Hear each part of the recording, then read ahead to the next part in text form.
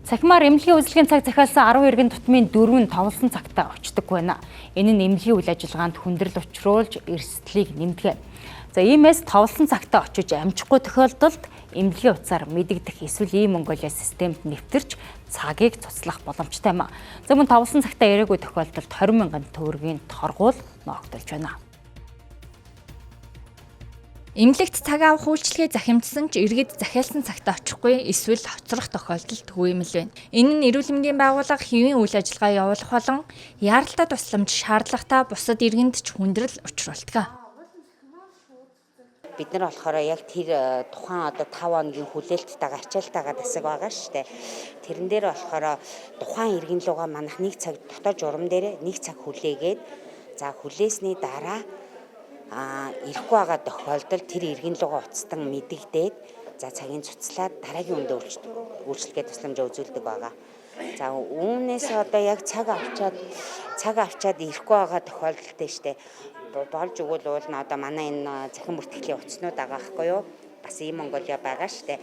Энэгээр бол болж өгвөл нь цагаа цуцалчвал дараагийн үйлчлүүлэгчд нөгөө үзүүлэх боломж нь бас нэгдээд боломжтой одоо ирж байгаа гэсэн.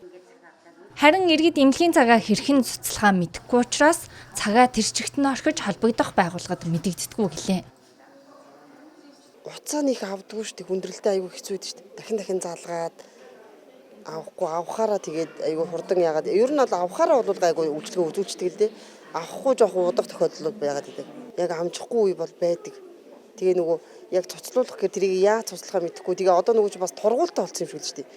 Одоо нөгөө цахимаар цаг авчаад тэрийг нөгөө нэг ирж үзүүлэхгүй байх юм бол торгуулт манай дарахны нөгөө имлэг бол яг тийм болсон.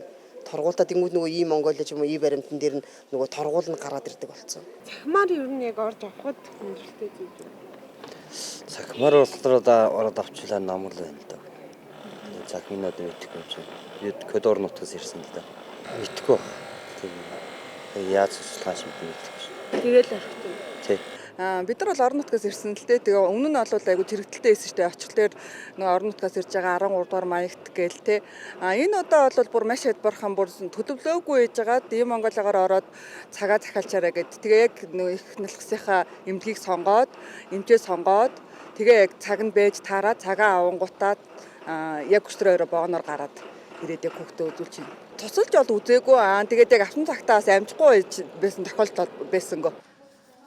Иргэд эмнэлгийн цагтаа очиж амжихгүй тохиолдолд утсаар мэдэгдэх боломжтой.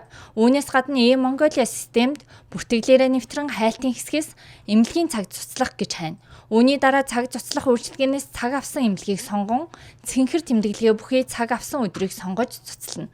Захиалсан цагаа цуцалж сурах нь дараагийн иргэнд цаг захиалах боломжийг бүрдүүлж эмнэлгийн үйл ажиллагаа хэвийн чирэгдэлгүй явахад чухал нөлөөтэй юм а.